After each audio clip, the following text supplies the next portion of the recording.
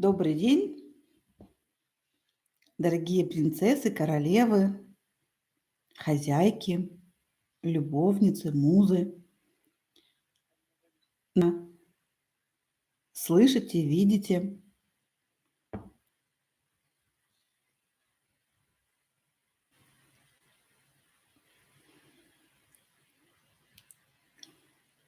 Я сейчас увижу чат. Поставьте плюсики.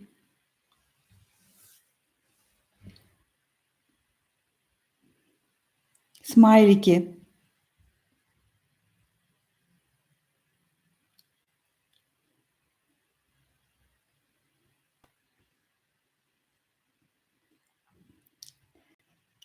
Привет вам всем. У нас сегодня мастер-класс о 4 стихиях. И 4 стихии, они соотносятся с 4 сторонами света. Поэтому хочу узнать, откуда вы. Напишите мне, из какого вы города, и напишите мне, сколько вам лет.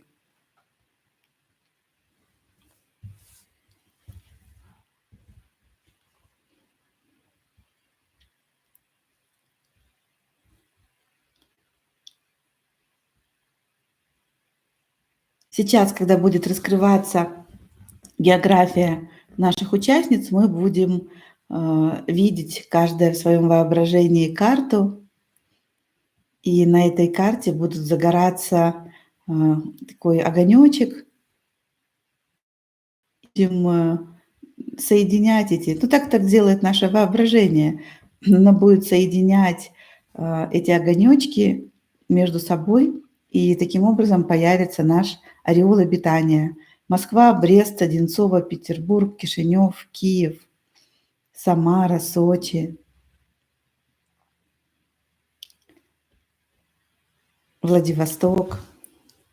Пишите ваши возраста. Я думаю, что будет вполне уместно понимать, сколько нам лет, чтобы мой рассказ о стихиях был вам впору, чтобы он не был слишком мал или слишком велик.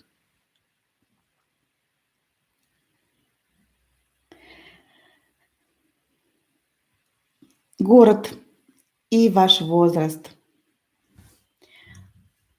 У нас сегодня тема о 4 состояниях женщин, которые связаны с 4 стихиями. И, естественно, эти 4 состояния – это про то, как быть очень женственной, как быть, знаете, впору женственной. И сейчас прошло 14 февраля, кому-то из вас подарили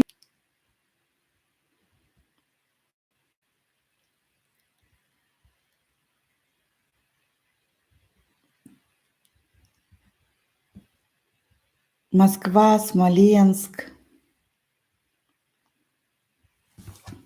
Очень интересно, этот маркер 14 февраля, такой маркер на то, насколько мы женственны. Я знаю, что вы можете мне возразить, и у вас может быть другое мнение, и все же так приятно 14 получать подарки. Напишите, пожалуйста.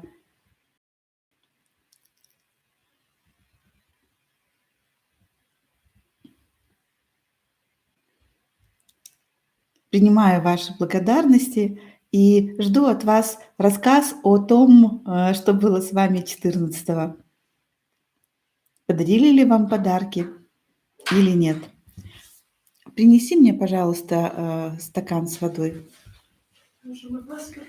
Вот только здесь. Ты хочешь поучаствовать?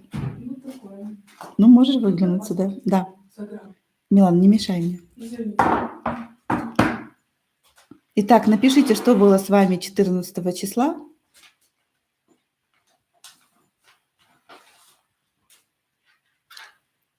Где ваши подарки? Получили ли вы их? И были ли вы довольны этими подарками?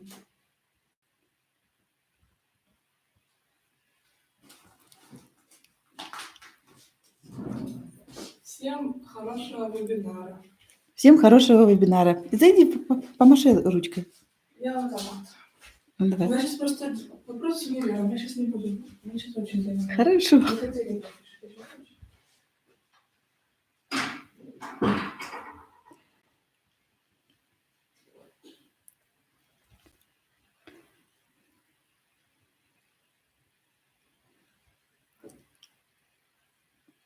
Пишите, как есть. Пишите, были ли у вас подарки, довольны ли вы были своими подарками.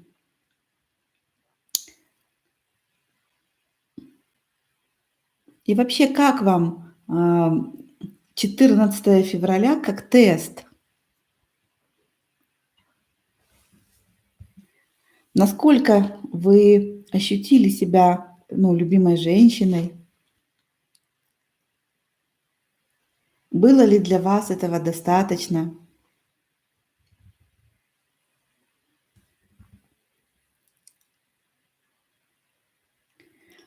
Долгожданное признание в любви считается ли подарком? Только ты знаешь.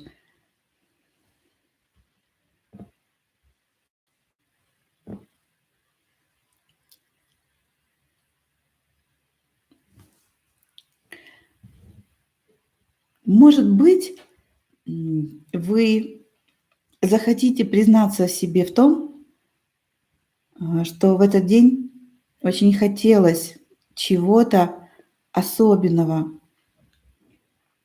Хотелось почувствовать себя какой-то необыкновенной принцессой.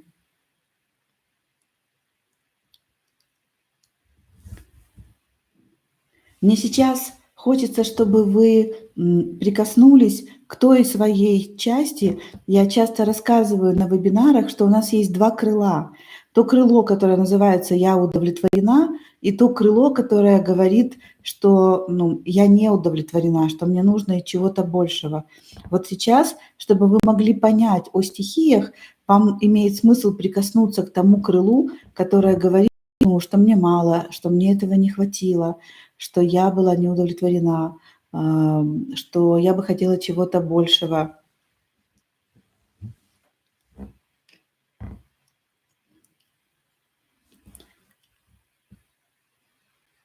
Так, хочу бриллианты. Я отметила про себя, что расстроилась от отсутствия внимания от мужчин. И хотя и купила себе цветы, они напоминали мне о неподаренных цветах от мужчин. Я с дочкой каталась на коньках, была игривой, счастлива без мужчин и подарков. Ну вот как есть.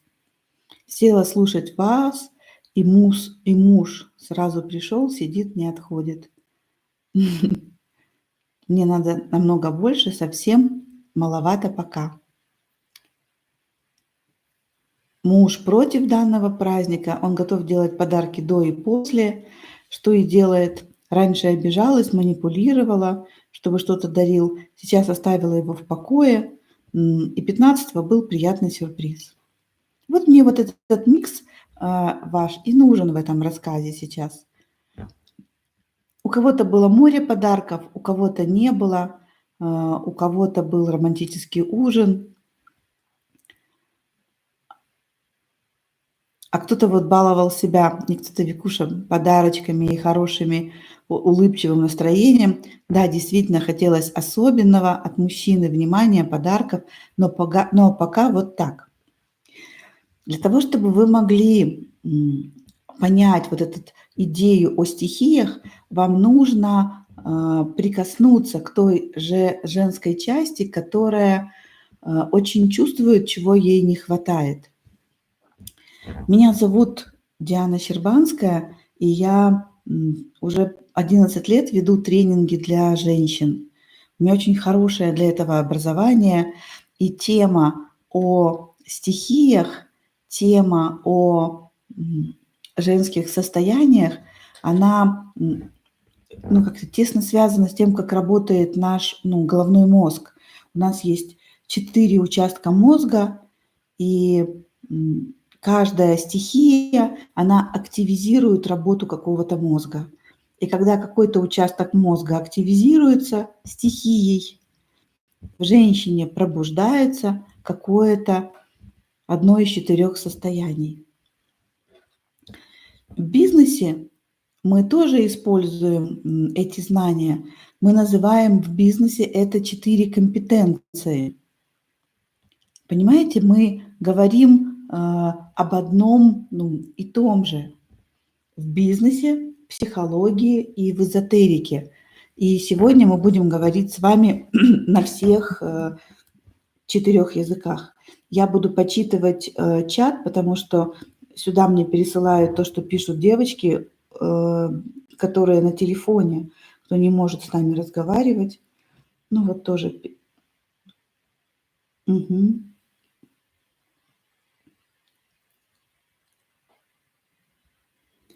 Так.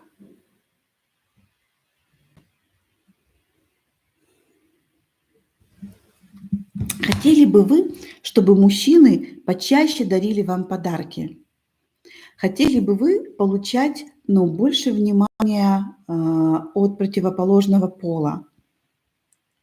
Сегодня, пока вы пишете ответ, я расскажу, что сегодня на нашем мастер-классе мы где-то будем час-полтора вместе, мы поговорим о том, как вот эти стихии и состояния, что они дарят нам, то есть что происходит с нами, когда они присутствуют в нашей жизни, что мир говорит нам, какая у мира ответная реакция.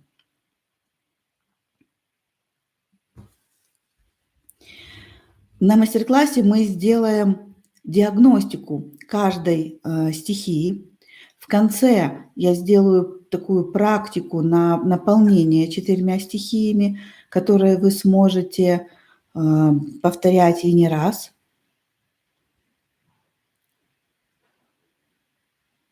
Что еще у меня будет? Успеваю читать. Вы увидите, какой стихии у вас не хватает, какая стихия может быть заблокирована. И я расскажу вам сегодня про каждую стихию все, что вам нужно об этом знать.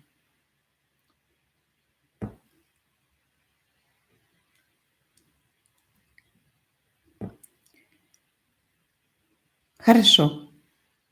Читаю ваши ответы. И сейчас я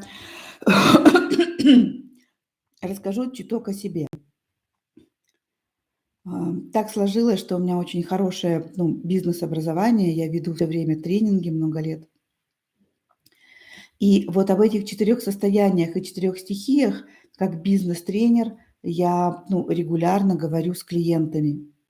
И регулярно в работе с компаниями мы говорим о том, что какой-то компетенции не хватает. И стоит взять человека с нужной энергией, как дело в компании улучшается. Я давно это заметила, мне было это интересно, поскольку я знаю много лет соционику, я понимаю, что соционически это как-то объясняется, но больше всего меня удивляло, что если взять в компанию на работу женщину, то ситуация улучшается или ухудшается намного быстрее. Женщина как источник энергии, знаете, как носитель какой-то определенного состояния, она или разрушала уже что-то, что должно было сломаться, или наоборот так чинила, что даже не было видно, что в компании были какие-то проблемы или напряжения. И вот отсюда я стала изучать женские архетипы. Это было несложно, это хорошо описано в психологии.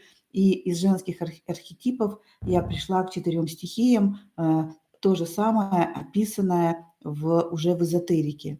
И вот сегодня 4 участка мозга, 4 архетипа и 4 стихии на вашей сцене для вас, для вашего пользования. Как вам такая программа? Как вам, чтобы мы вот так с вами пошли?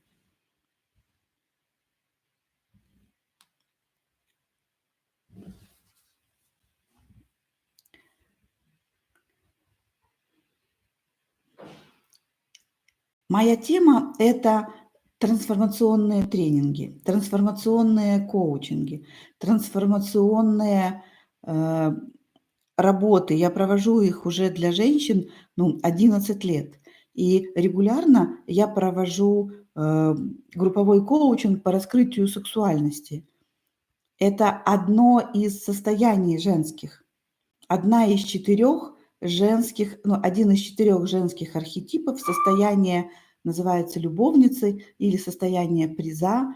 Это определенная стихия, как вы уже поняли, и определенный участок мозга. И поскольку это работа мозга, то вы понимаете, что это просто нарабатывается. Невозможно сказать, что я не могу быть любовницей. Или я не могу быть хозяйкой. Вы не можете этого сказать, потому что это мозг. У вас есть все 4 участка мозга, и это значит, что там просто стоит какой-то блок или стоит серия блоков, и вы не виноваты в том, что у вас там блоки. Вы родились в такое время, когда, например, быть успешной или иметь чувство собственного достоинства для женщины было невозможно. И у вас заблокировано стоит блок на состоянии королевы. Вы родились в такое время, когда быть сексуальной – это было быть позорной. И столько негатива лилось в адрес сексуальности, и мы заблокировали ее. И теперь мы не можем быть привлекательными и не нравимся ни себе, ни мужчинам. Нам из энергии хозяйки досталась только жадная, сквалыжная, трясущаяся над каждой копейкой жадина. Такая, и если мы представляем себе состояние хозяйки, то только как в тапочках, в халате с хвостиком, которая драет и убирает. То есть это не хозяйка, это служанка. И мы не виноваты в этом.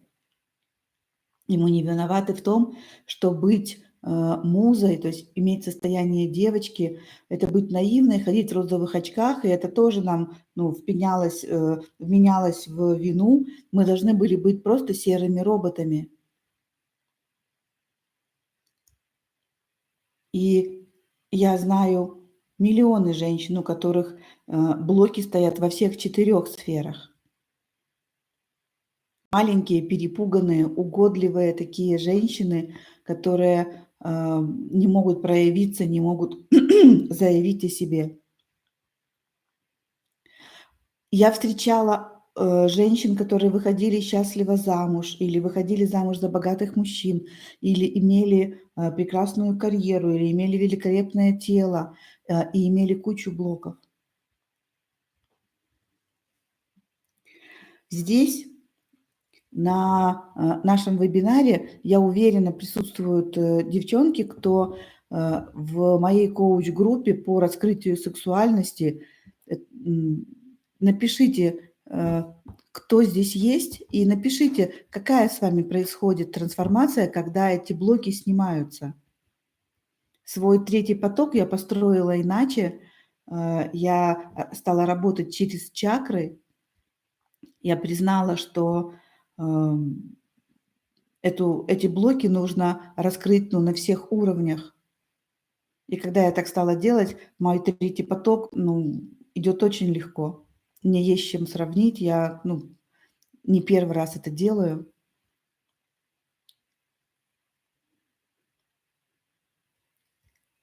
Я хочу, чтобы те, кто здесь есть, какое-то свое видение написали, что происходит, когда вы раскрыли хотя бы одну из 4 стихий. Девчонки пишут: мир открывается, я себя чувствую.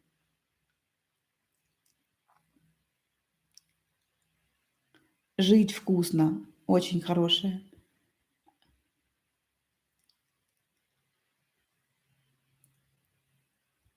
Мы дадим вам информацию, как попасть на потоки, а сейчас давайте будем здесь на нашем вебинаре. Виктория пишет, происходит сильная трансформация, проявляется больше энергии, радости жизни, вкуса, сладости, ситуация иначе разворачивается. Да, я приняла свое тело, и хотя даже поправилась, я все равно себе нравлюсь, и муж стал совсем по-другому смотреть на меня. Мир нуждается в женской энергии, и мир нуждается во всех 4 ваших энергиях. Это не так, что вы только одной какой-то энергией смотрите на мир. Миру нужна, и ваша хозяйка, и ваша королева, и ваша муза, и ваша любовница. И каждая энергия, о которой я буду сегодня рассказывать, она не заменяет другую. Можно получить деньги через любовницу? Можно. Деньги с любовницей очень связаны, очень. Но деньги приходят на королевскую энергию.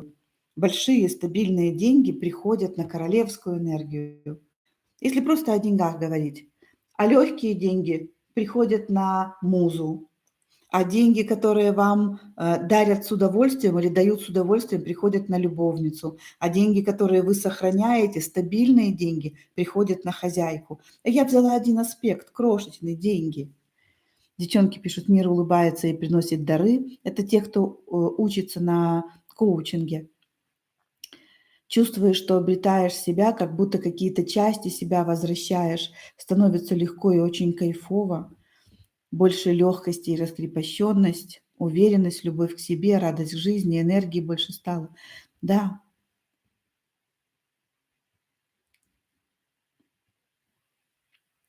Да. Надевать сережки, украшать себя. Открываешь наслаждение, разрешение себе быть разной, наслаждаться жизнью. Что тут пишут.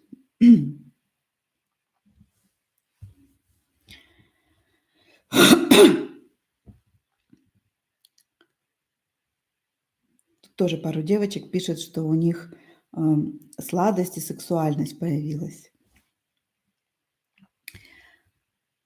Открываешь наслаждение, разрешение себе быть разной, наслаждаться жизнью. Напишите мне, пожалуйста, какая самая большая проблема у вас есть в вопросе вашей женственности? Здесь закрытый чат.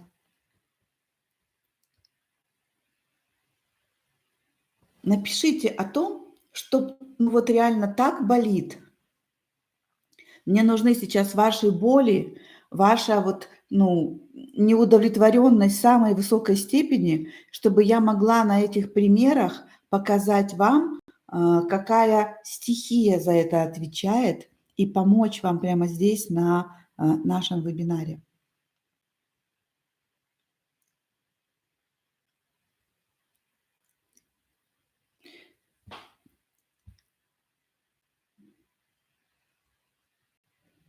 Ирочка, не пиши признание, напишите, какая боль, отсутствие признания. И вот, например, не получается пока нравиться самой себе. Вот не люблю себя. Если меня как будто нет, меня как будто бы нет, в смысле меня не замечают, да? Не верю в себя, часто злюсь и вообще веду себя как мужчина, плечи, руки, ноги. Загляните в свою самую глубину и увидьте свою боль, что вам очень больно. Вот Людмила пишет, прекрасная, меня нет как женщины, я просто человек.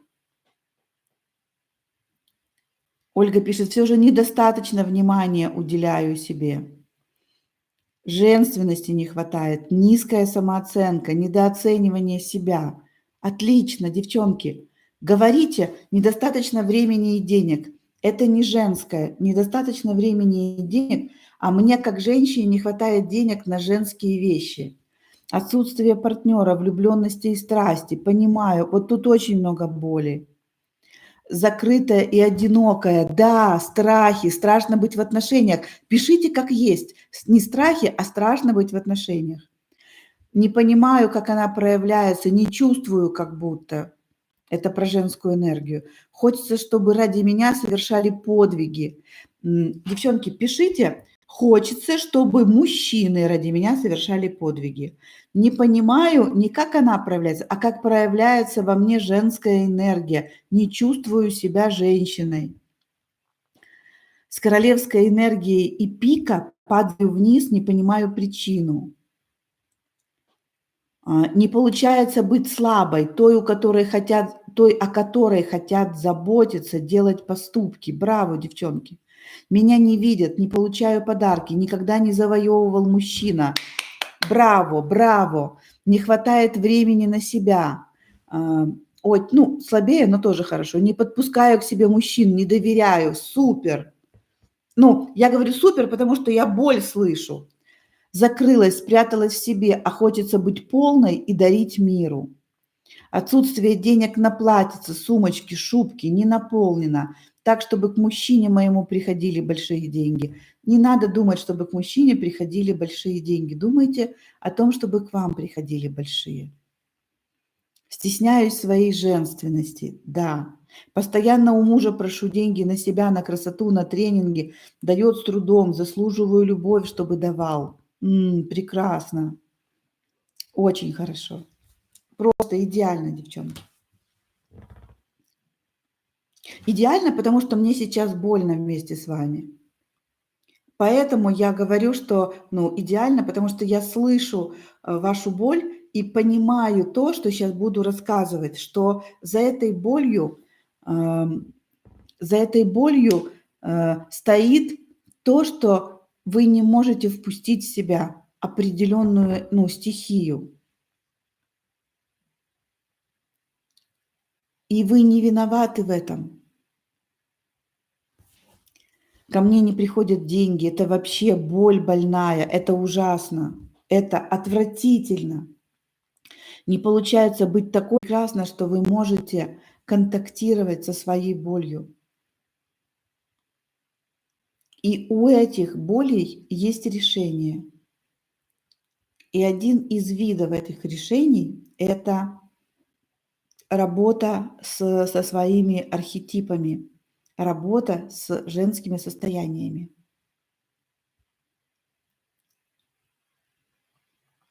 Давайте посмотрим.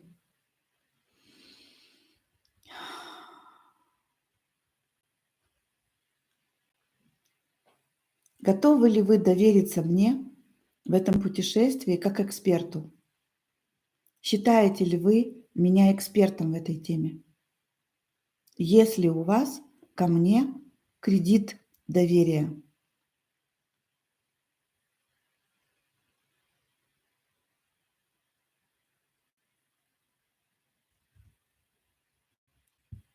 Да.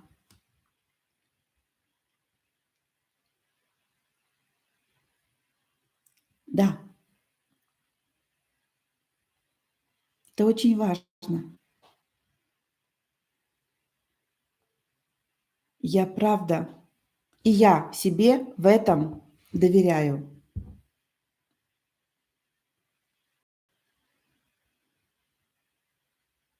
Прекрасно. Итак, поехали. Начнем с базового женского состояния. Это состояние хозяйки. Когда вы находитесь в состоянии хозяйки, что происходит с вами? Вы прагматичная, заботитесь о себе и о других. Вы все используете рационально. Вы дружелюбная, щедрая, но не транжира вообще. Вы везде и хорошо видите выгоду. Выбирая себе что-либо, себе или кому-то, вы делаете такие покупки, чтобы они были на века.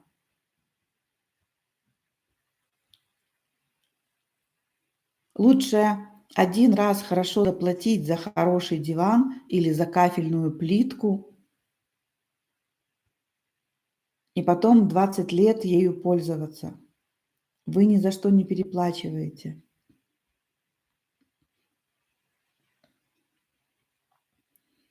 Вы находитесь в состоянии, которое в бизнесе будут называть управление ресурсами. Вы все помните, всё замечаете, совсем в контакте с маленькими деталями. Где ваши деньги, где ваш кошелек, где ваши, ключи, где ваш зонтик.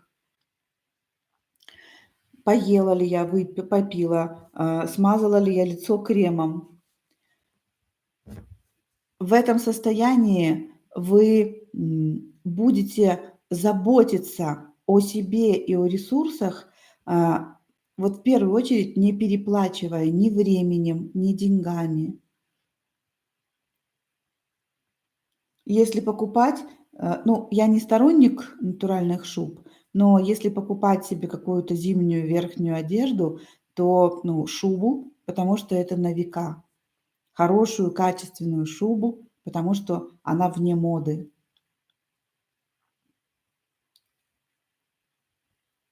Качество жизни.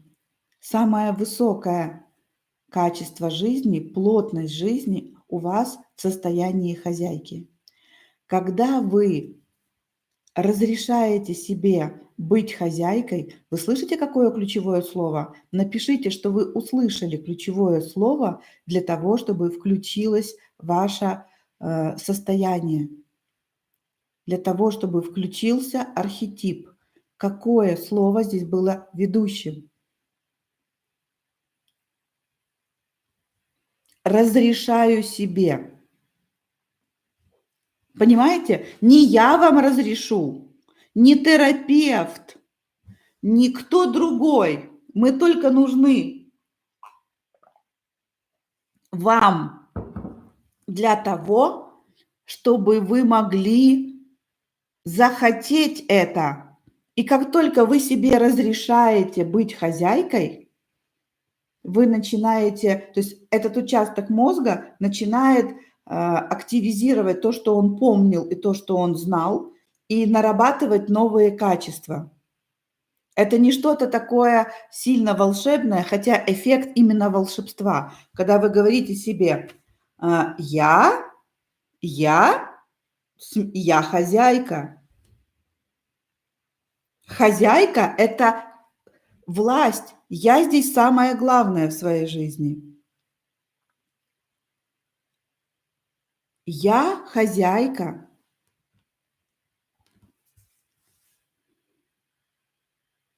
Я видела такую разницу, например, в Украине быть хозяйкой – это почетно. То есть у нас это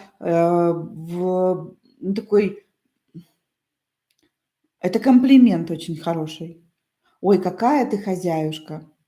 И у нас архетипично быть хозяйкой в Украине настолько почетно, что у нас даже перегиб в эту сторону. То есть в Украине все женщины хотят быть хозяйками. То есть уметь готовить, уметь рационально использовать ресурсы. В других странах я видела обратную историю, когда о ком-то говорили, что она хозяйка, акцент был негативный. Видите, девочка пишет, что в России хозяйка – это домашний персонал. Мы не виноваты, что мы не взяли. Мы потому не взяли, что не хотели быть домашним персоналом. Мы не видели, что хозяйка – это та, которая управляет, а не вместо всех, убирает. Вместо всех, да. Скажите мне, пожалуйста, что вы сейчас чувствуете, когда мы говорим об архетипе хозяйки? Что вы ощущаете? какой вы становитесь или какой вы уже стали.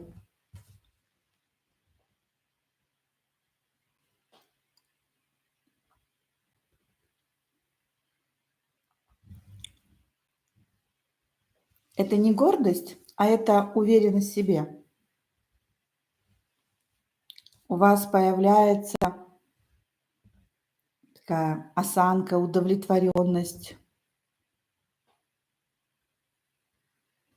уверенность в себе и в своем будущем. Очнулась. Укорененность появилась, уверенность. Сила, ответственность, мудрость быть сильной. Лидер своей жизни, я главное.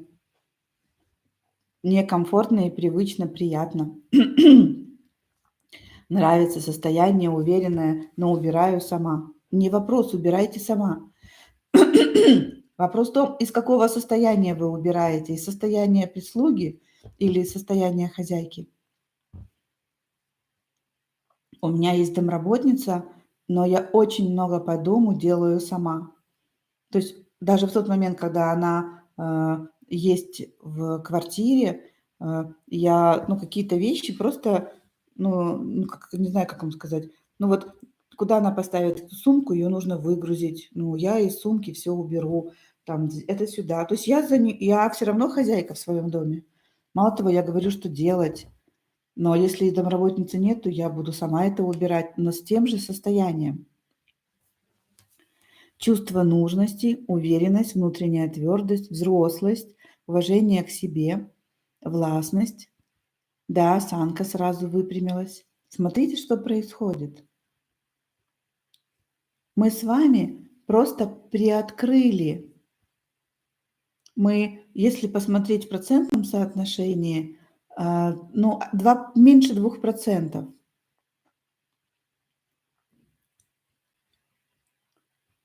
Виктория пишет, я стала ценной, той, вокруг которой все начинает закручиваться. Хозяйке это такое удовольствие свой дом очищать. Итак,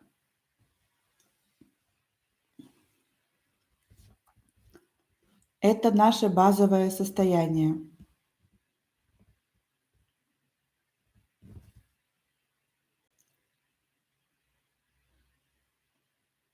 Осознаете? С него все начинается. Если вместо хозяйки у вас там будет служанка, она будет пытаться всем угодить, за всех что-то делать, ждать монетки, ждать, что ее заметят. Вообще не наш формат. Вот она, хозяйка. Ее стихия – энергия Земли.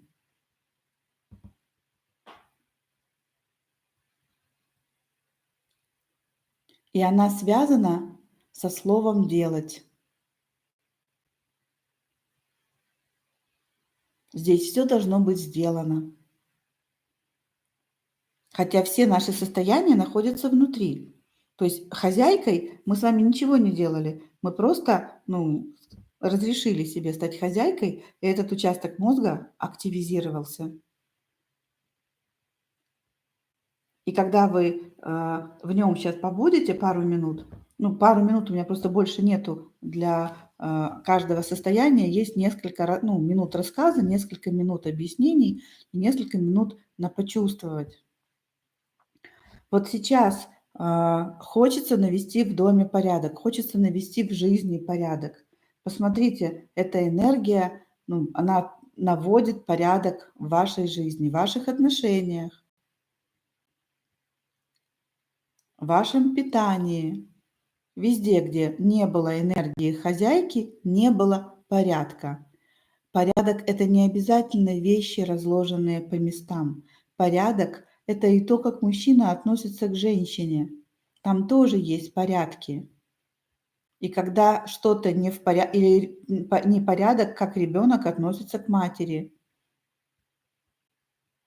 Везде есть свой порядок, и этот порядок не должен быть нарушен.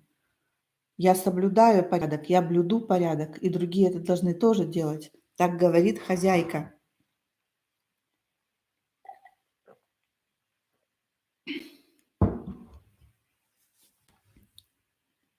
Получили это состояние? Почувствовали его?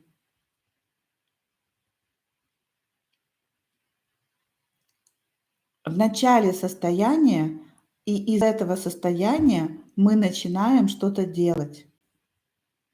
Поставьте «да» или «нет».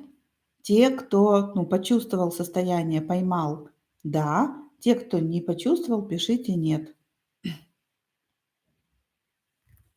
Вы не виноваты, если вы не чувствуете. Лолита пишет: «Дианочка, мне почему-то нравятся очень образы такой деловой женщины твои». Да, да. Я за вами, Диана, пошла несколько месяцев назад, хотела порядок в финансах, и я его взяла. Молодец. Молодцы. Оно включилось. Оно включилось, просто у кого-то оно включилось больше, у кого-то чуть меньше, а у кого-то оно не включается, потому что, там сильный блок.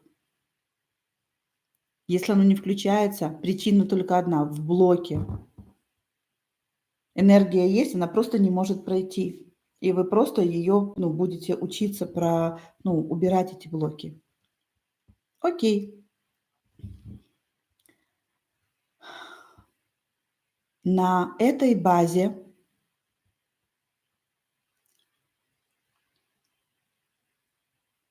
давайте теперь познакомимся с моей любимой энергией, со стихией любовницы, то есть стихия воды, состояние любовницы.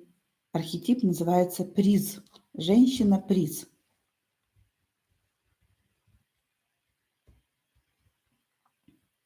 Девочки, мы сейчас открыли состояние хозяйки на, сейчас на 2%. 2%. Я посчитала вам, это не так, что я придумала, а я умею считать. Я посчитала, на 2% группа раскрыла. То есть если бы мы сейчас сделали групповой коучинг, вот как у нас есть коучинг по раскрытию сексуальности, так точно такой же коучинг можно сделать по раскрытию состояния хозяйки. И это про то, что мир будет делать то, что надо, понимаете? Не то, что вы хотите, а мир и вы будете делать то, что должно. Если мужчина должен дарить 14 февраля цветы и делать подарок, он должен это сделать, не рассказывая сказки, что он этот день не признает. Он должен 14 сделать. Он должен, например, заниматься со мной сексом столько-то раз, не знаю, в неделю. Я говорю вам должен, не в состоянии, я никому ничего не должен. Это отсутствие энергии хозяйки.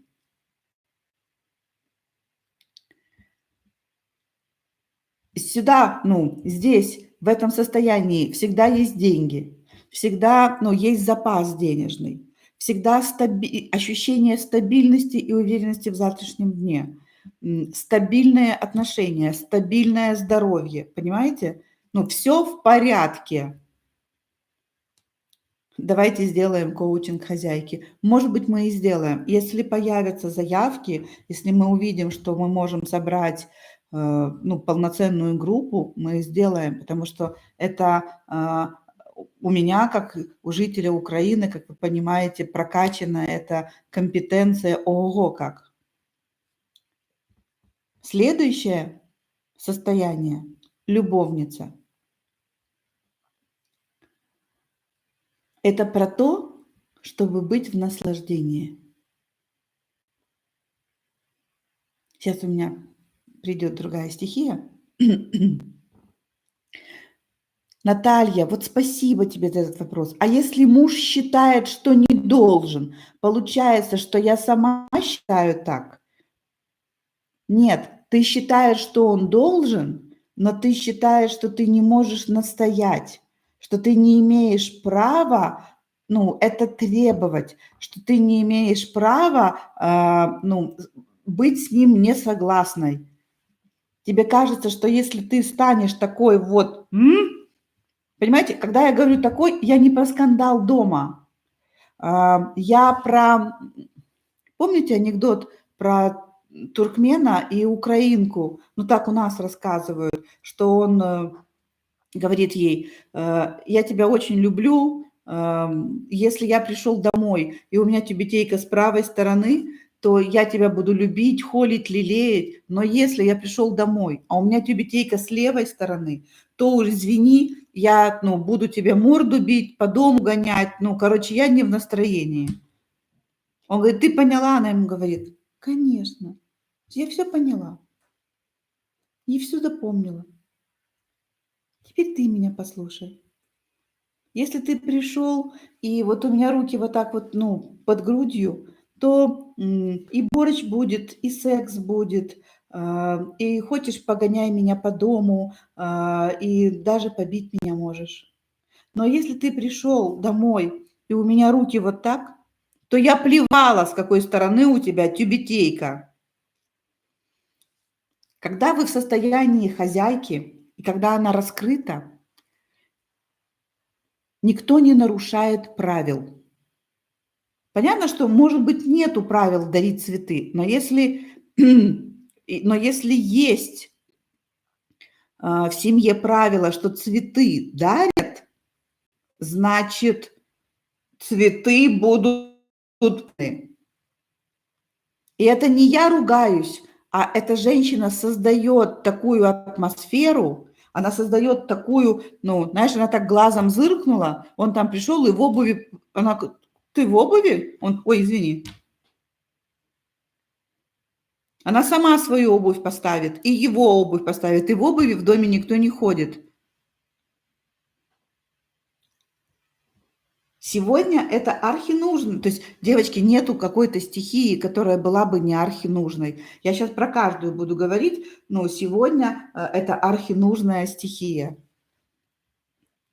Получается, что я мужа жалею? Нет, ты не мужа жалеешь, а у тебя нет разрешения быть такой, какой я тебе описываю.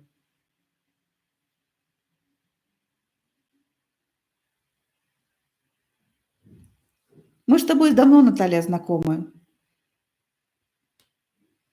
И ты в какой-то момент, перестала развиваться. Ты так зажалась и сказала: ну ладно, посидим и так. Но так нельзя делать. Идем дальше. Наслаждение. Когда вы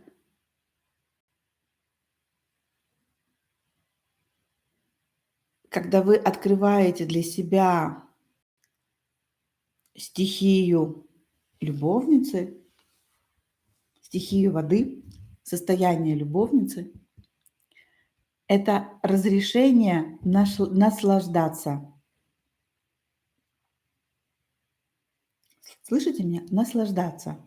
Секс, отношения, красотой, цветочками. Вчера на вебинаре тоже доставала свои цветочки. У меня здесь стоит целый букет цветов. И я говорю с вами и любуюсь красотой своего букета. Вот наслаждаться, получать.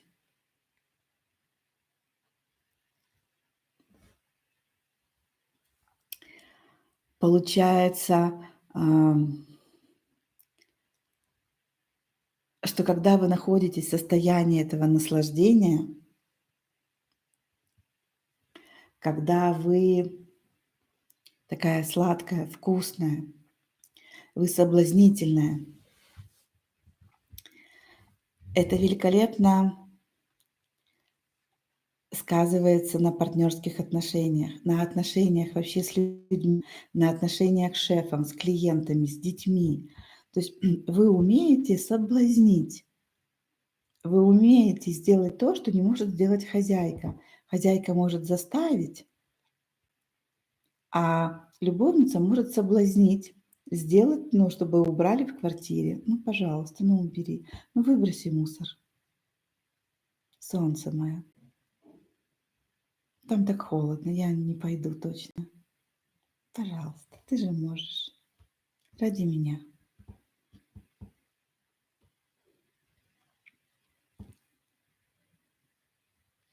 Здесь стоят блоки? Стоят. Море. Возраст, вес, то, что я одинокий, одинокая, то, что я замужем, то, что у меня 3 детей. Море блоков, которые закрывают сексуальную энергию. А ей все равно. Ей абсолютно все равно. Все начинается с состояния. И состояние вливается вначале в ваше тело, ваши эмоции, ваше сознание, ваши мысли. И в таком состоянии прекрасно прийти о чем-то попросить, принять гостей, заняться сексом, отдохнуть, поговорить.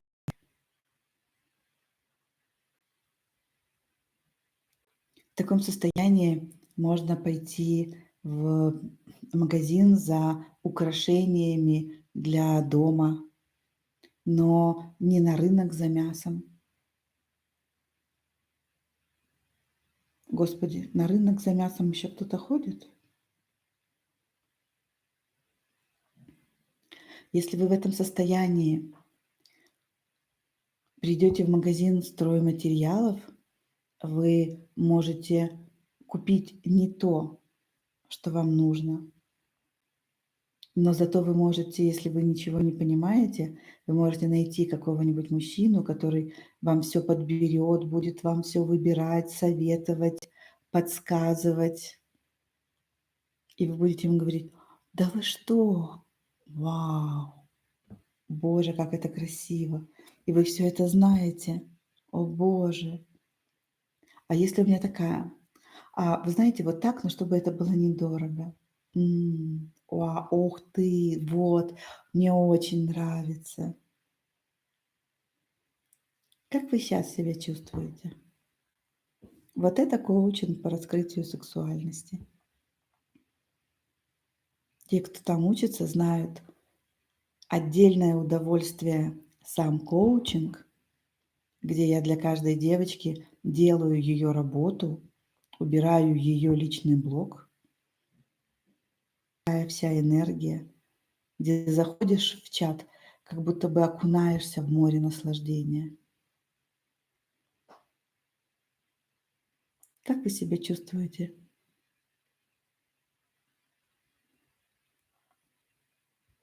Да, захотелось срочно идти в строительный магазин. В этом состоянии вы можете продать все, что угодно и получить все, что угодно.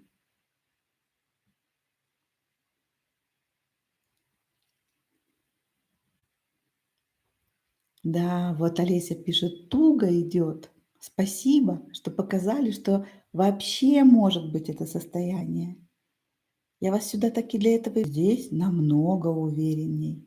А у кого-то именно здесь, открытая, раскрытая сексуальность.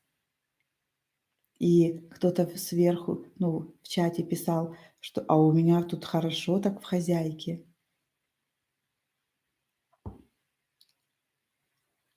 Чувствую блок, а чем убирать? Солнце, не тут, не на, ну, не тут мы это сделаем. Хотя бы просто продиагностирую, что здесь блок. Обожаю это состояние. Да, легко договариваться с людьми, с мужем. Он говорит: "Я не признаю 14 февраля". Мгм. Он не признает, пока я ему ночью не устрою такой феерический секс.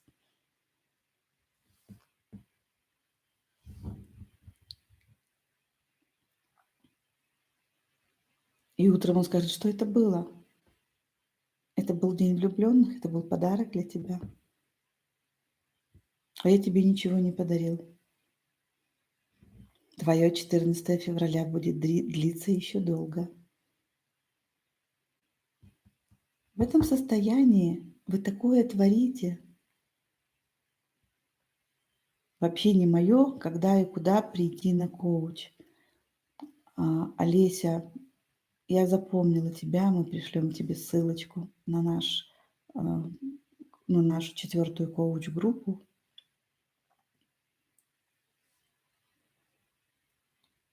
Сладко здесь, девочки. И подумайте, что в этом состоянии хочется одевать какую-то другую одежду. Здесь вы другая, потому что ваше внимание, ваше сознание переключилось в другой совершенно участок мозга. Это, знаете, как? Это как другой дом. Это даже не другая комната, а это другое здание. И здесь носят другую одежду. Здесь другие отношения, другие цвета. Здесь все красивое.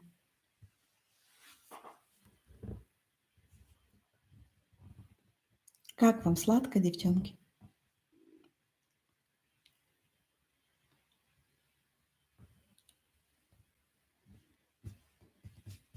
Ух! Здесь хочется пошалить, пошкодничать, кто-то писал, я согласна.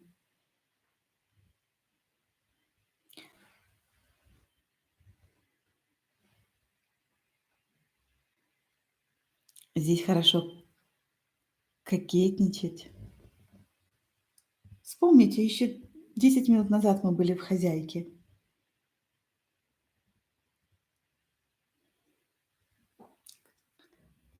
Да, да, здравствуйте. Мгм. Проходите.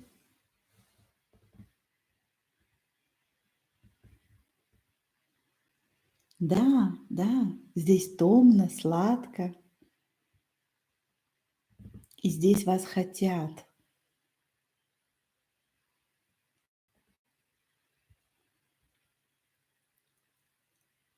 Состояние, ты пишешь, внутренней зависти к женщинам с таким состоянием. Зависть означает, что я туда хочу, но мне туда нельзя.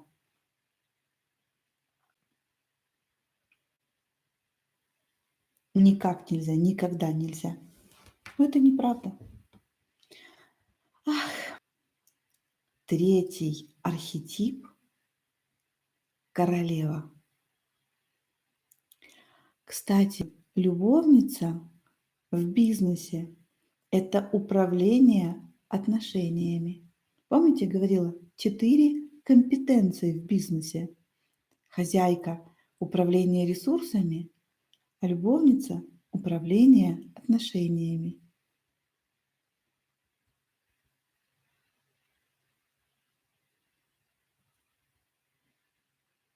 Олеся спрашивает, а другие женщины любят женщин в состоянии любовницы?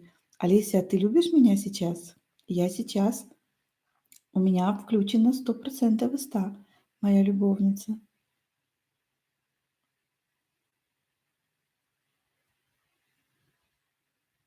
И все, кто меня здесь видит, они все меня сейчас любят. Ее невозможно не любить. Не любят, ненавидят любовниц, которые, ну, вот как я говорила, что хозяйка испорчена служанкой, так любовница испорчена шлюхой. Вот когда там шлюха, мы таких женщин не любим. Там ну, нету чистоты, нету переборчивости. И такие женщины нам не нравятся, это нормально. И такой мы не хотим быть, и это тоже нормально. Посмотрите, вы себя чувствуете женщиной в состоянии любовницы. Вы же недоступна. Вы не стали доступнее. Итак, следующий архетип – это королева. Управление результатами. Энергия Королева – это стихия огня.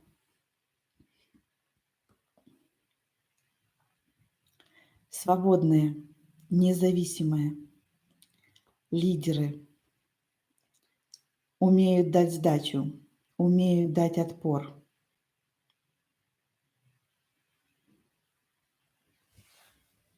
Наталья пишет, что резкость отрегулировать, не знаю даже, чем нам помочь.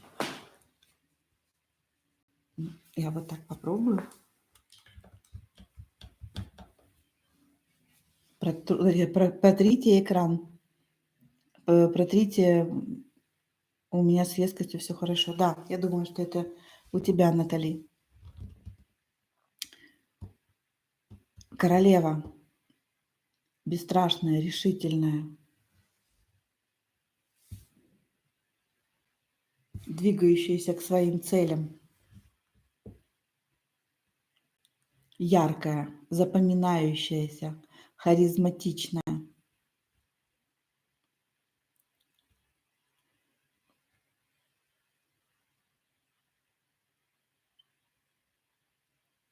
И очень легко взаимодействует с людьми.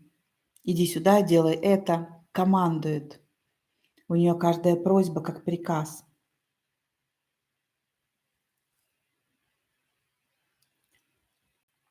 Самобытные, оригинально одеваются, статусные, уверенные, амбициозные. Когда вы в этом состоянии, вокруг вас мир идет к успеху. Все. Вы, мужья ваши, ваши собаки, ваши компании. Все растет очень быстро. Все развивается быстро. Все такое драйвовое. Фух.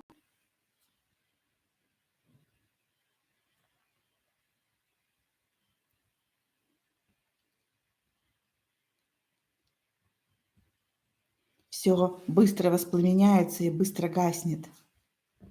Темпераментные, сексуальные.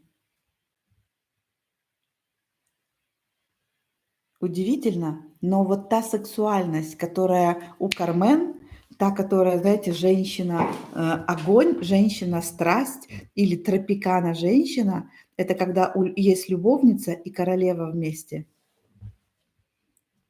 Потому что любовница – это вода, а королева – это огонь.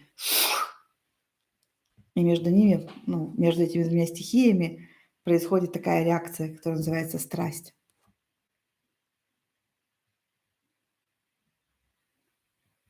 Пошла энергия, подбородок на уровне 2-го этажа, и корона выросла. Угу. Моя любимая энергия. Моя родная стихия.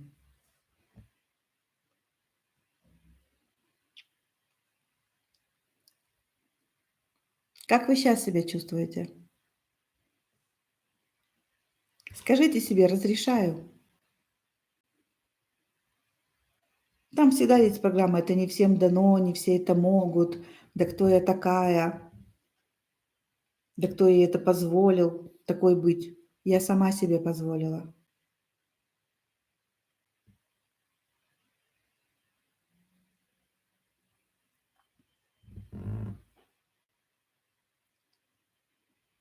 Как вы себя сейчас чувствуете? Вот Олеся пишет, что тоже нету. Алена пишет, что у меня, кажется, королевы мало.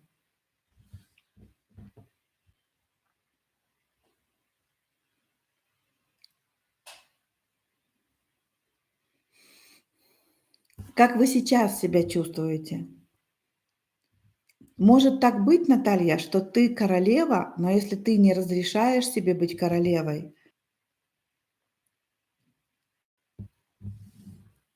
и вот то, что пишет Ксения, я вас обожаю, вы очень красивая. Вот это вот обожание, оно так обожают королев.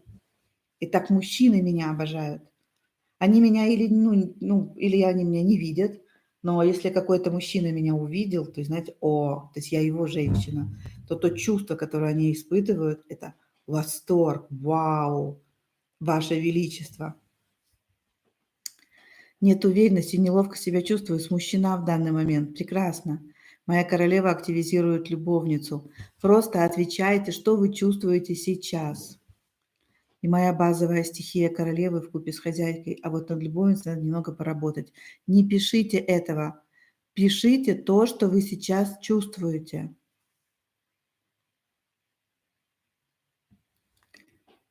Шикарно. Кажется, именно из королевы я казню того, кто обидел. Королева есть, но есть принижение себя. Вот это я хочу, чтобы вы увидели. Вот как Вика пишет, тут труднее, да, как будто разрешение идет с трудом. Главное, что идет, страх есть. Кайфую. Да, состояние полета.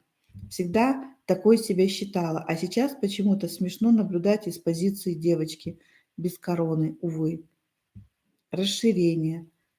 Хочу спрятаться в норку, вообще прям стеснение до дрожи аж в теле. Вот, прекрасно, вы видите, чего не хватает.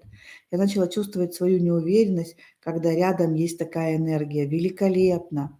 Да, труднее и есть небольшой страх. Страшно зазнаться.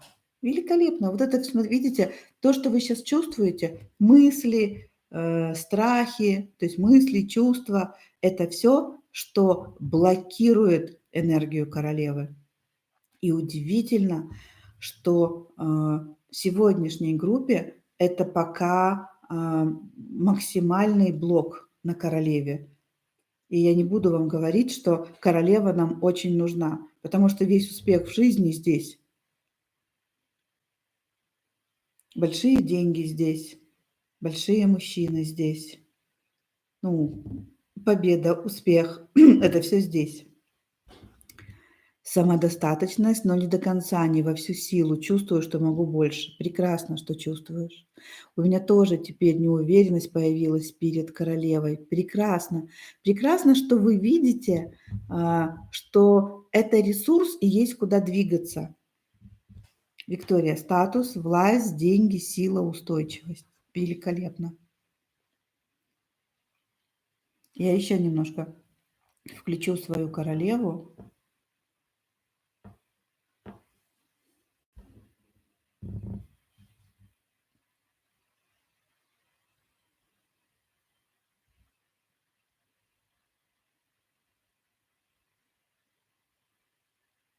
Мгм. Вот так. Опа. Мгм. Фух.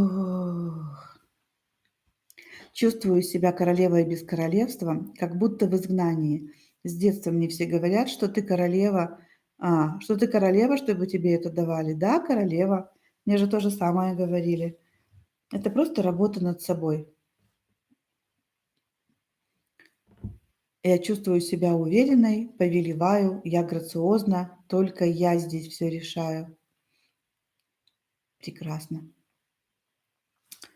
И четвертое, последнее. Они так и располагаются. Хозяйка, любовница, они компенсаторны. Кто-то писал, что хозяйку включает любовница, а любовницу включает хозяйка. Это такие есть. И королева компенсаторна с музой. Муза – это стихия воздуха. Архетип называется девочка, состояние музы. Или состояние называется девочка, вот архетип называется муза. Энергия, воздух. В бизнесе это управление информацией. Четвертый, последний ресурс. За что отвечает эта энергия? Когда у вас... еще, пожалуйста, вот здесь не путайте название, что это архетип девочки, состояние девочки, с инфантильной девочкой. Я маленькая девочка, я не хочу ни о чем думать, я хочу платьечко. Это не об этом. Это реально вершина женского состояния. Она потому четвертая, что когда вы до нее добираетесь, вы даете возможность миру служить вам, творить. вокруг вас, реальность.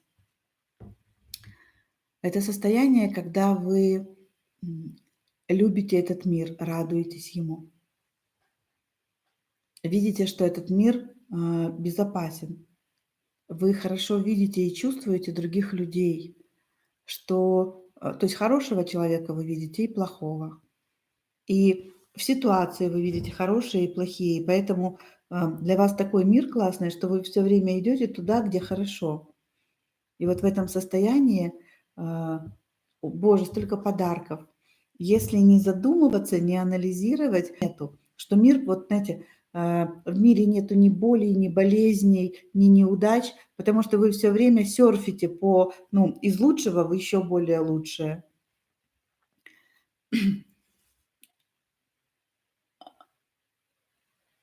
Расскажу такую историю.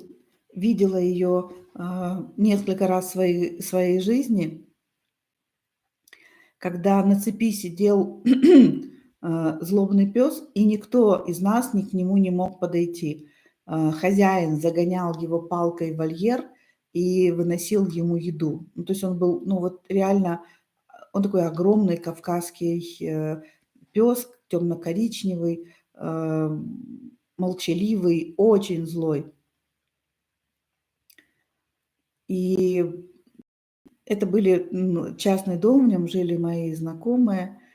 И вот эта женщина, значит, о которой я сейчас вспоминаю, она зашла в эту калитку, он сидел там на привязи, и друзья вышли, ее встретили, она дала им цветы, торт, сказала так, знаете, ой, держите. И мы не успели сообразить, как она просто ринулась к этому псу, села, понимаете, то есть она стала с ним на равных, села на корточки, обняла его и сказала, боже, какой хороший меховой песик.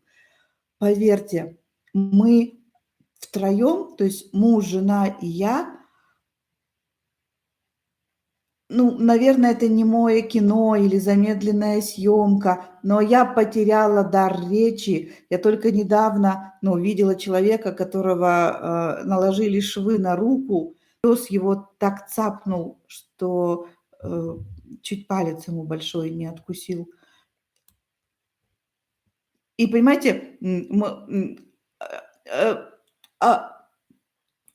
если сейчас ей крикнуть осторожно или сказать ей беги, пес выйдет из транса, потому что пес сидит, ничего не делает. И следующая секунда пес падает на такой снег грязный, который там во дворе. Значит, он такой падает на брюхо, поднимает лапку, и она, значит, чешет ему, пузо, поворачивается к нам и говорит, ой, они такие все, они так все любят это почесание, ой, такие смешные. И хозяин ей говорит, Лиля, иди к нам. Она говорит, сейчас еще почешу. Он говорит, Лилечка, иди, нам очень холодно, я босой стою. Она говорит, все, иду. Ой, ты мой, голющая такая морда, И она идет к нам, и я не могла ничего говорить. Я могла только мерить каждый ее шаг, потому что она шла, и нам что-то трещала, такой, ой, у меня такие собачки, я так люблю собачек, а я ни о чем, я не муза, я королева, я про опасность,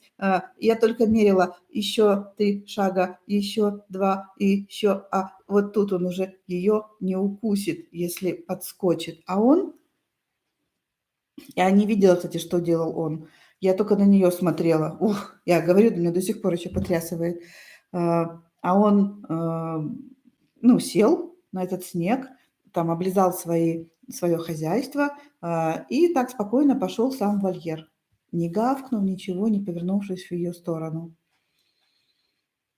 Вот это музы такие. Вот другая история про музу, подлиннее. Мужчина, он сидел. Я даже не знаю, знали мы это или не знали. Он был очень недоверчивый, нелюдимый, и он встретился с этой женщиной, и она в нем, знаете, как вот она в нем увидела что-то такое прекрасное, и он самое замечательное женское состояние. Когда вы в музе, вам дарят подарки. Для того, чтобы очень хорошо прочувствовать состояние этой музы, посмотрите фильм Шерон Стоун «Муза». Она ничего не делает. Когда вы в этом состоянии, делания очень мало. У вас только, кайфа, радости, вдохновения, восторга от этой жизни, что миру это так нужна эта энергия, что, всё принесут, положат, сделают, подарят, только чтобы вам было, хорошо, чтобы вы были счастливы, чтобы вы были рады.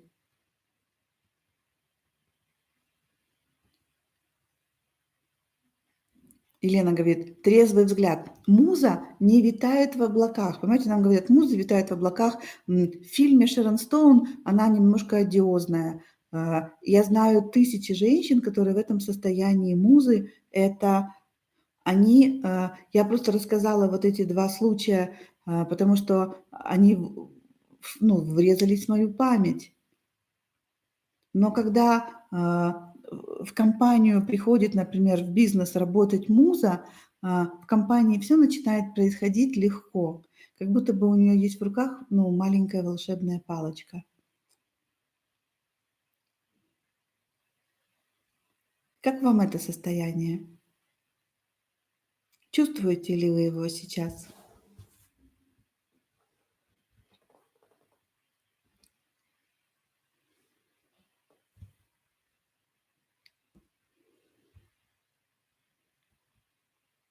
Я просто проверяю, насколько энергия заходит.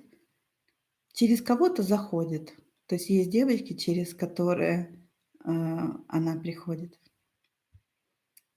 Вот очень классная, всемогущая, чувствую, супер, хочу, хочу. Мне прям легко в нем мое, да, на сердце радостно. Хорошие новости, девчонки. А, В начале нашего разговора кто-то из девчонок, кто ходит, кто на групповом коучинге, они меня сдали, случайно сдали, вдохновляюще, незначительно. Да, так тоже бывает. А, Как сдали? Фишка в том, что когда вы начинаете открывать, одно из этих состояний, другие по дороге открываются тоже. То есть на коучинге, который посвящен раскрытию сексуальности, у девчонок стали расти доходы, у них стало появляться много вот этой музы, кто-то стал очень хозяйственной. То есть, эти стихии между собой, связаны внутри женщины в один неповторимый, узор. На самом деле это не узор, знаете, такой уголок природы. И мы потому делаем наш, этот групповой коучинг то есть у нас там 6-7 занятий раз в неделю, это 1,5-2 месяца. Мы делаем вот это большое расстояние, 2 месяца. Представляете, это чтобы вы успели, всем этим напитаться, чтобы та трансформация, которая произошла, знаете, чтобы она успела протечь везде, с чем-то соединиться, закрепиться, и никто никогда не знает, куда оно двинется. Понятно, как вы, что с вами, как вы себя чувствуете? Сейчас узнаю, что народ пишет. Как ваши дела?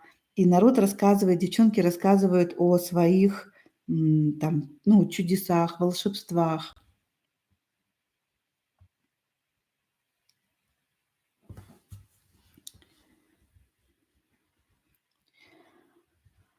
А О том, вот это состояние, наполненности, о том, что стало вести, о том, как, щас устроилась на это во второй или третьей группе? Во второй группе, э, девочка, говорит: "Я даже не мечтала, что меня могут взять в международную компанию на такие зарплаты, а сейчас, меня не просто взяли, а я собеседование последнее уже проходила с генеральным, и оно было полчаса, длилось час. Мы с ним обсуждали какие-то там важные вопросы".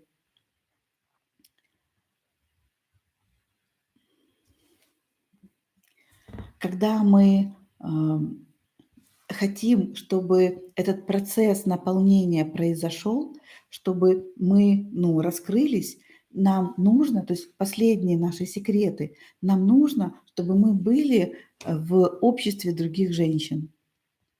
Вот здесь сейчас из-за того, что мы группа, мы смогли получить очень много разного вкуса сейчас в наших состояниях, потому что у кого-то лучше прошла сюда энергия, у кого-то сюда прошла, у кого-то такая любовница, у кого-то другая. И когда мы с вами общаемся с другими женщинами, которые тоже, как и вы, наполняются, то есть вот, групповой коучинг или подруги-единомышленницы, это то место, где процесс трансформации происходит. Нам нужна, женская группа. И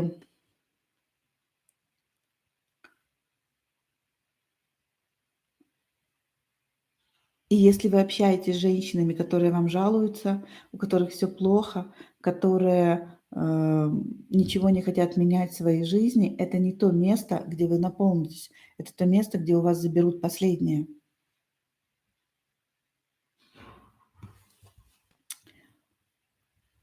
На групповом коучинге мы все это учли.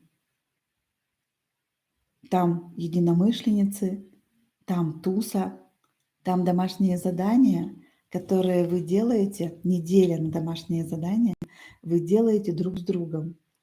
Вы созваниваетесь по скайпу, знакомитесь, делитесь этими энергиями, делаете определенные практики, и появляется вот этот вот коннект. Тын-тын-тын. Я с Машей сделала, теперь я с Наташей сделала, там Вита со мной сделала, о боже. И вот это делание с другой женщиной, практик усиливает эффект от практики в 108 раз. Чат усиливает 108 раз. Я энергетически держу в 108 раз. Поэтому, абсолютно неоткуда выйти. И поэтому такой огромный эффект.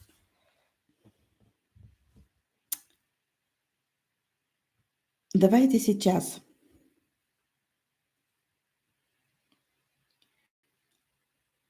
сделаем упражнение на денежки.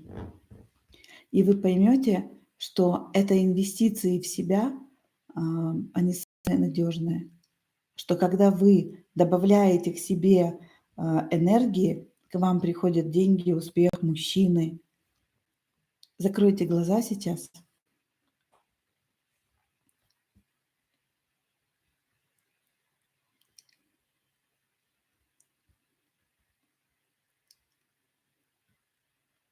И позвольте своей энергии воды, энергии земли, энергии воздуха и энергии огня войти в вас на 100%. Пусть каждая из этих великих стихий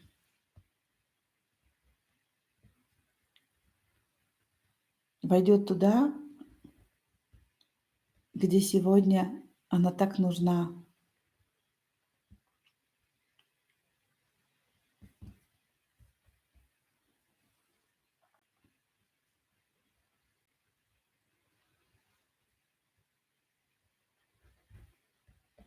Скажите этим стихиям «да, да, да».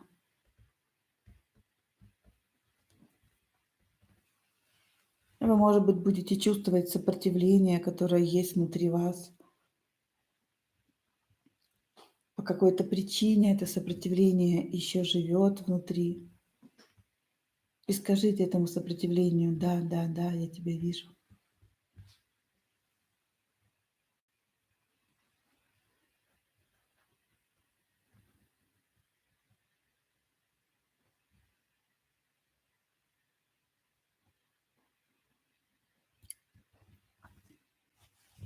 И пусть эти все 4 стихии включат в вас сейчас ту комбинацию из 4 состояний, благодаря которой в вашу жизнь придет то, в чем вы больше всего нуждаетесь. деньги, партнерские отношения, подарки, любовь, здоровье. И я сейчас создаю намерение на деньги. Вы попросите то, что нужно вам.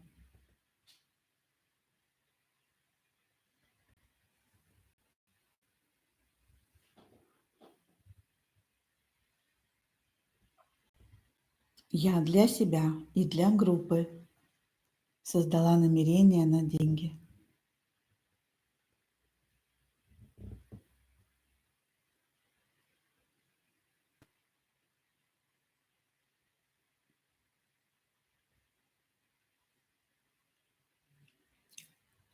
Почувствуйте, какой стихии больше всего не хватает, какая стихия сейчас доминирует в этом потоке.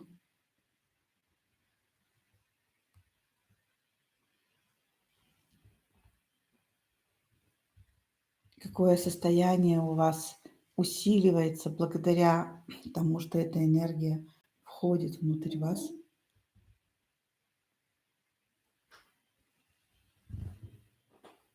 Вам не нужно думать, почему именно это, и не нужно думать, как она это сделает. Вначале позвольте ей войти.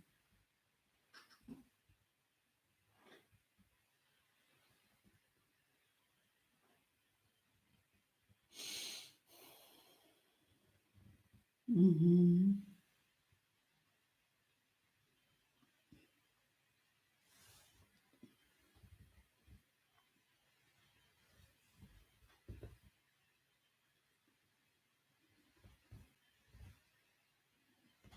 Открывайте глаза.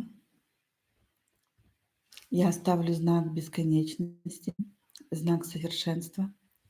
И пусть этот процесс продолжается еще несколько минут. Напишите мне в чат, как вы себя сейчас чувствуете.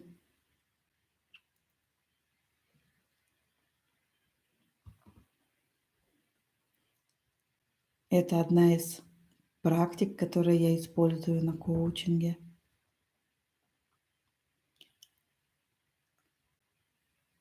На коучинге я для каждой участницы подбираю такую практику, чтобы она решила ее проблему и чтобы эта практика помогла всей группе. То есть сколько участниц на нашем коучинге, столько в стольких практиках вы примете участие. И даже если у вас в этом вопросе было хорошо, станет прекрасно. Виктория пишет, уже интересно, какой же будет следующий групповой коучинг. Следующий точно будет про сексуальность, а вот, будем еще думать. Целостность себя. Благодарю за волшебное присоединение к вам.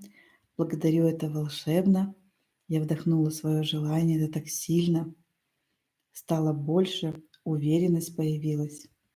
Волшебно, приятно.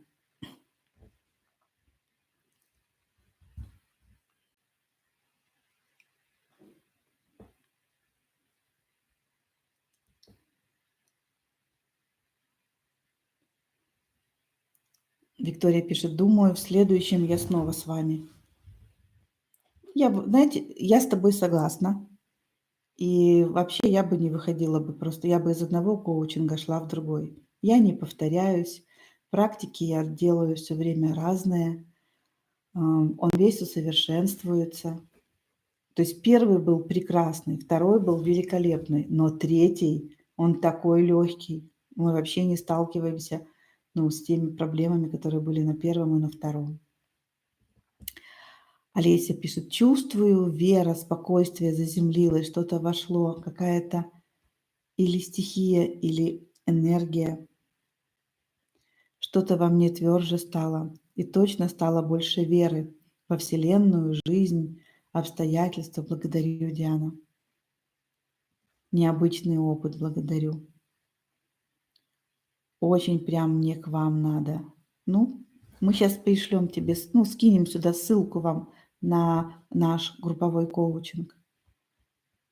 Виктория пишет, меня прибило в хорошем отношении.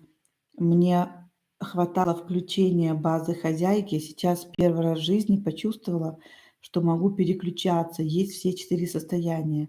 Я из второй группы. Я помню тебя. Благодарю, благодарю. Приятная наполненность.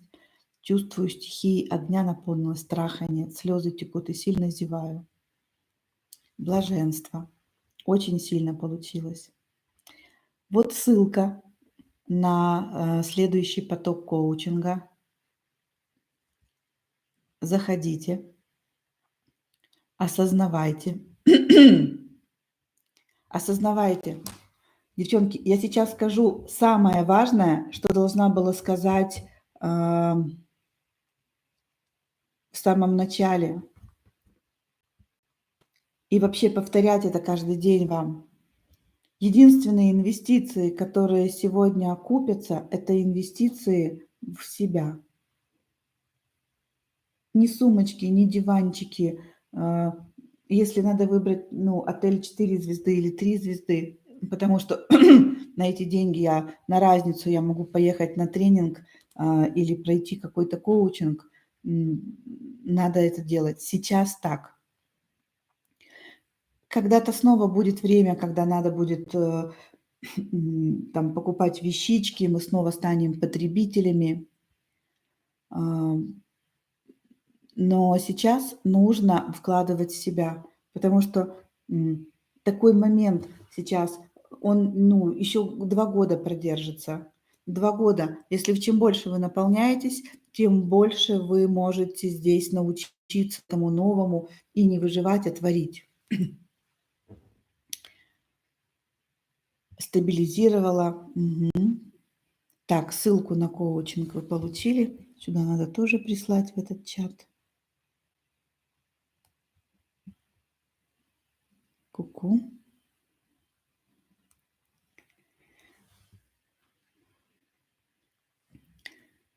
В описании на коучинг тоже будет ссылка на этот вебинар. И делайте практики, девчонки, пожалуйста. Не ленитесь, это самоубийство, быть женщиной и не быть в практиках.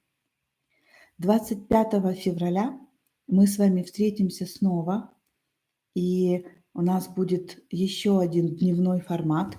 Как вам, кстати, дневные форматы заходят? И пока не скажу, о чем этот будет формат, но будем делать практики по стихиям.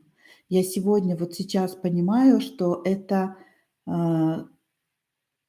лучше всего для вас показать практический формат, показать практические, не формат, показать практические упражнения, чтобы вы их делали, чтобы вы видели, как это легко, как это быстро, полезно.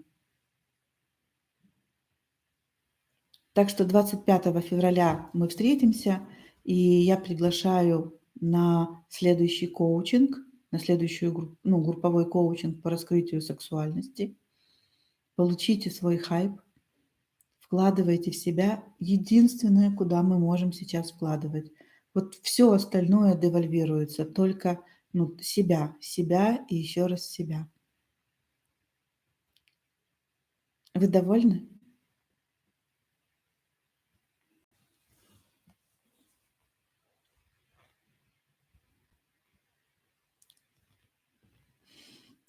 Вот где можно оставить заявку на коучинг по раскрытию королевы. Я скажу вам, почему я выбрала из 4 состояний раскрытие сексуальности. Потому что как только вы почувствуете себя красивой, как только вы почувствуете себя сексуальной, как только вы почувствуете себя притягательной, у вас в жизни уйдут 80% ваших проблем. Хороший секс, хорошие отношения. В бизнесе энергия сексуальности позволяет деньги привлекать легко, а это сегодня очень важный эффект. Поэтому мы из всех 4 стихий выбрали стихию воды и состояние любовницы. Здесь в нашем славянском народе самые большие проблемы. И когда у нас есть вот это, что я красивая, то у нас и королева появляется, и хозяйка себе там что надо берет, и муза радуется, все, все остальные стихии хорошо, пропускают эту энергию из любовницы в себя, а не наоборот. Мы знаем миллионы королев здесь без сексуальности, миллионы хозяек без сексуальности, муз без сексуальности. Нам нужна эта сексуальная энергия, потому что она дает молодость, она дает гибкость, она дает наслаждение жизнью. Поэтому мы пока здесь. Не отказывайте себе со словами «я на любовницу не пойду, а на королеву пойду». Поверьте, я правда мастер. Я знаю, что я делаю, понимаю, что я делаю. И когда я предлагаю рынку это, я бы вам советовала так. Если я вам это предлагаю, сходите, попробуйте. Те результаты, которые мы получили уже в первых 3 группах, это было сверх того, что ожидали все, даже мы. Спасибо, что вы меня любите. Спасибо, что вы меня благодарите. Лиза говорит, а муза и правда никуда не идет, стоит на месте? Она не стоит на месте. Она творит реальность. Если ты муза и хочешь двигаться и развиваться, то тот, кто в тебе хочет двигаться и развиваться, это твоя королева. Вы не одна стихия, а все 4. Какая-то ведущая, но они вместе переплетены между собой. На сегодня все. Прощаюсь с вами. Девочки, подпишитесь на YouTube, на мой YouTube канал. А есть ссылка, пришлите мне, пожалуйста, ссылку сюда, на YouTube канал, потому что там куча практик на YouTube канале. Как бы подпишитесь, нет, подпишитесь на YouTube канал, пришлите мне ссылочку.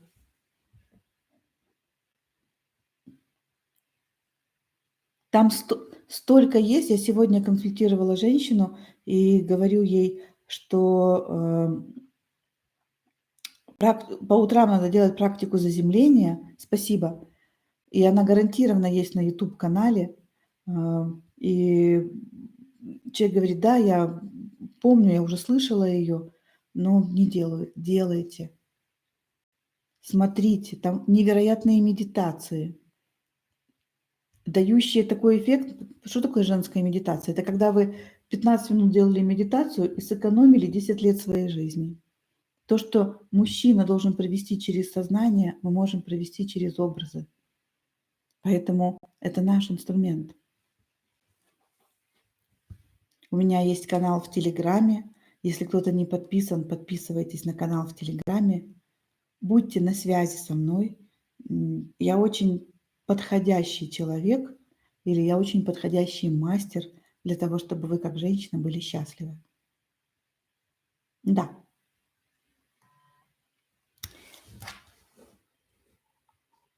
Завершаю, девчонки.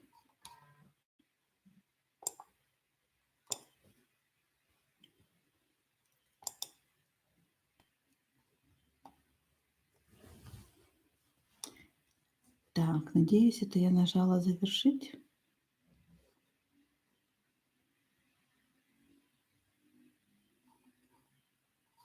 Думаю, да. А может, нет? Ты моя солнышко.